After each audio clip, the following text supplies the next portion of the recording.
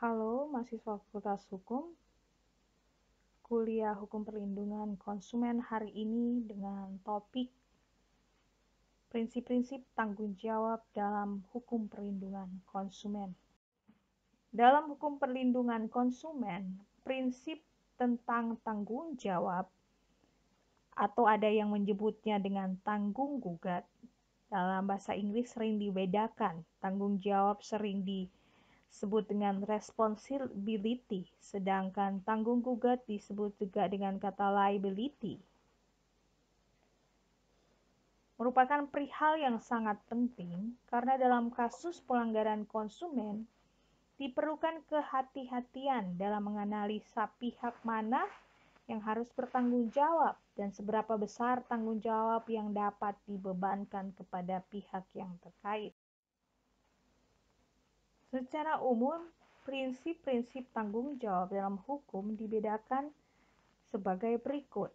Yang pertama, prinsip tanggung jawab berdasarkan unsur kesalahan. Yang kedua, prinsip praduga untuk selalu bertanggung jawab. Yang ketiga, prinsip praduga untuk tidak selalu bertanggung jawab. Yang keempat, prinsip tanggung jawab mutlak. Yang kelima, prinsip tanggung jawab dengan pembatasan. Prinsip tanggung jawab berdasarkan unsur kesalahan.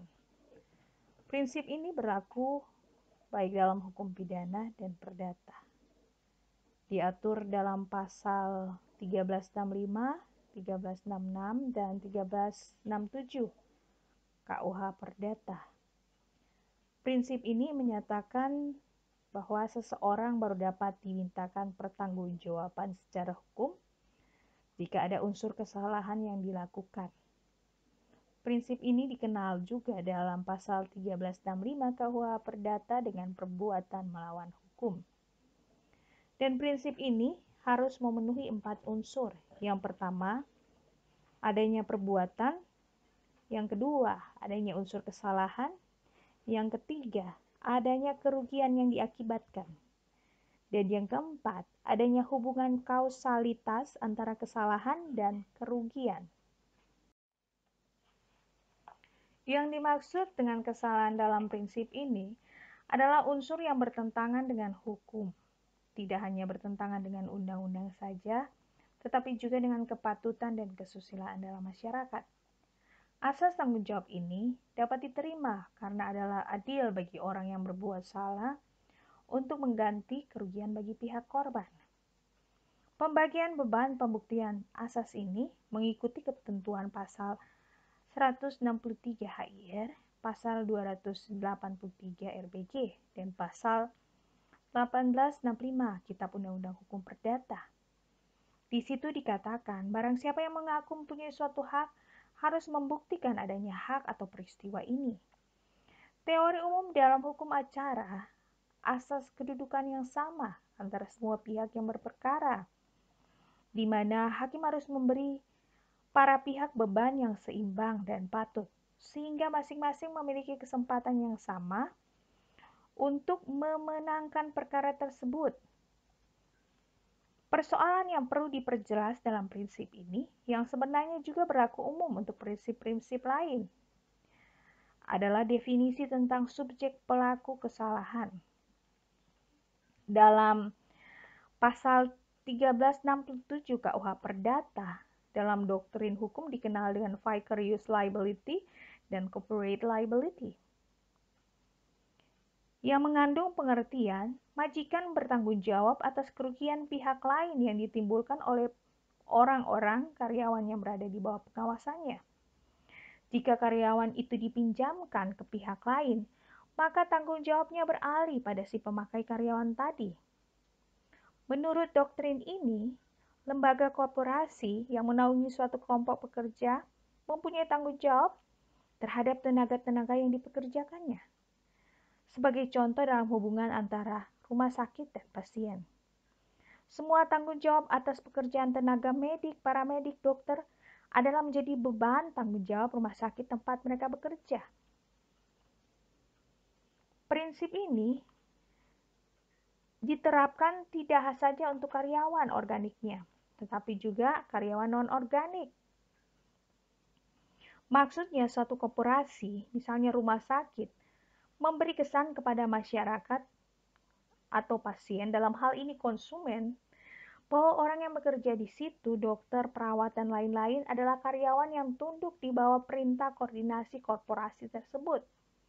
Sehingga sudah cukup syarat bagi korporasi itu untuk wajib bertanggung jawab secara vicarious terhadap konsumennya.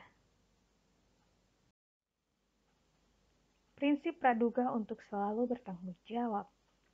Prinsip ini menyatakan tergugat selalu dianggap bertanggung jawab sampai saat ia dapat membuktikan ia tidak bersalah.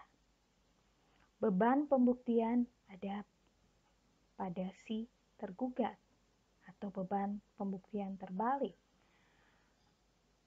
Dasar pemikiran teori pembalikan beban pembuktian ini adalah seorang dianggap bersalah sampai yang bersangkutan dapat membuktikan sebaliknya.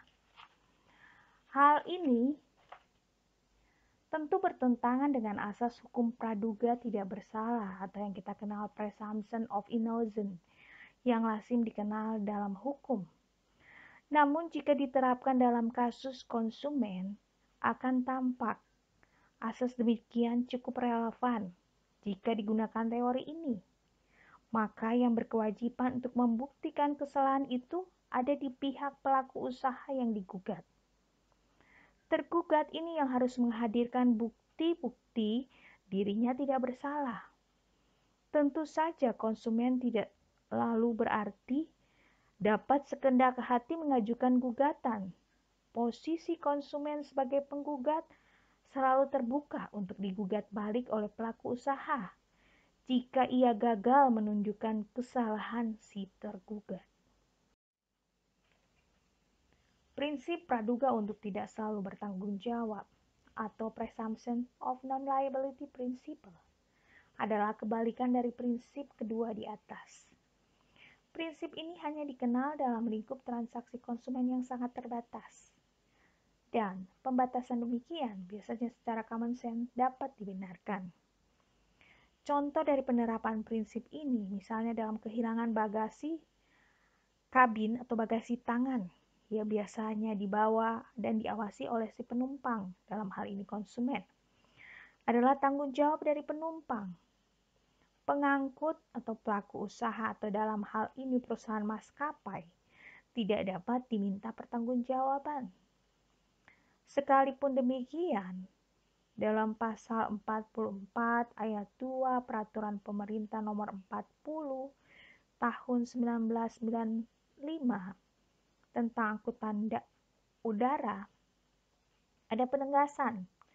Prinsip praduga untuk tidak selalu bertanggung jawab ini tidak lagi diterapkan secara mutlak dan mengarah kepada prinsip tanggung jawab dengan pembatasan uang ganti rugi setinggi-tingginya Rp1.000.000. Artinya, bagasi kabin atau bagasi tangan tetap dapat dimintakan pertanggungjawaban sepanjang bukti kesalahan pihak pengangkut, pelaku usaha dalam hal ini atau perusahaan maskapai, dapat ditunjukkan. Pihak yang dibebankan untuk membuktikan kesalahan itu ada pada si konsumen atau penumpang. Jadi konsumen membuktikan di sini bahwa dalam hal ini bagasi tangan atau bagasi kabin tersebut hilang atau rusak diakibatkan oleh perusahaan maskapai. Jadi yang membuktikan di sini bahwa itu adalah kesalahan dari perusahaan maskapai atau pelaku usaha, yang membuktikan di sini adalah si penumpang atau konsumen. Prinsip tanggung jawab mutlak atau strict liability identik dengan prinsip tanggung jawab absolute liability. Strict liability adalah tanggung jawab yang menetapkan kesalahan tidak sebagai faktor yang menentukan. Namun ada pengecualian yang memungkinkan untuk dibebaskan dari tanggung jawab. Misalnya dalam keadaan force majeure. Sebaliknya, absolute liability adalah prinsip tanggung jawab tanpa kesalahan dan tidak ada pengecualian. Selain itu, ada pandangan yang agak mirip yang mengaitkan perbedaan keduanya pada ada atau tidak adanya hubungan kausalitas antara subjek yang bertanggung jawab dan kesalahannya. Pada strict liability, hubungan itu harus ada. Sementara pada absolute liability, hubungan itu tidak selalu ada. Maksudnya, pada absolute liability, dapat saja si tergugat yang diminta pertanggungjawaban itu, bukan si pelaku langsung kesalahan tersebut. Misalnya dalam kasus bencana alam. Menurut Huber, prinsip ini diterapkan karena konsumen tidak dalam posisi menguntungkan untuk membuktikan adanya kesalahan dalam suatu proses produksi dan distribusi yang kompleks. Yang kedua, diasumsikan produsen lebih dapat mengantisipasi jika sewaktu-waktu ada gugatan atas kesalahannya. Yang ketiga, asas ini dapat memaksakan produsen untuk lebih hati-hati.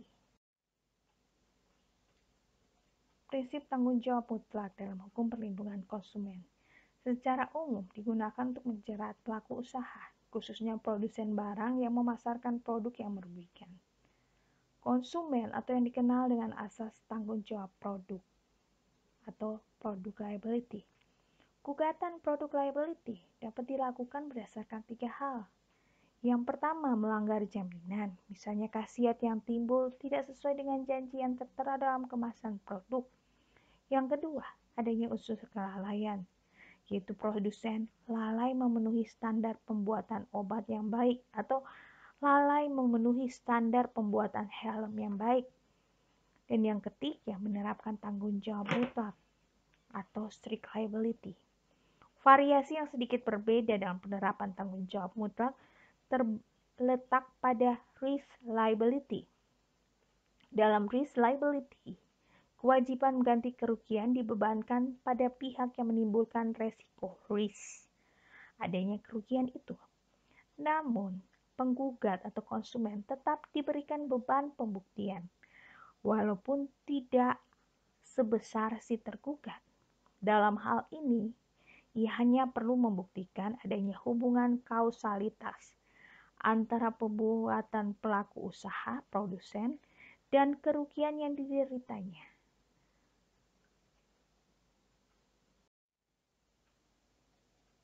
Prinsip tanggung jawab dengan pembatasan. Prinsip tanggung jawab dengan pembatasan atau limitation of liability principle sangat disenangi oleh pelaku usaha untuk dicantumkan sebagai klausula eksonerasi dalam perjanjian standar yang dibuatnya. Misalnya, dalam struk yang kita dapati setelah membeli, bahwa di bawah struk belanja itu dicantumkan bahwa barang yang telah dibeli tidak boleh dikembalikan lagi. Itu adalah klausula eksonerasi yang membatasi tanggung jawab dari pelaku usaha. Dan untuk materi klausula eksonerasi, nanti saya akan jelaskan lebih lanjut dalam materi berikut mengenai isu-isu dari hukum perlindungan konsumen.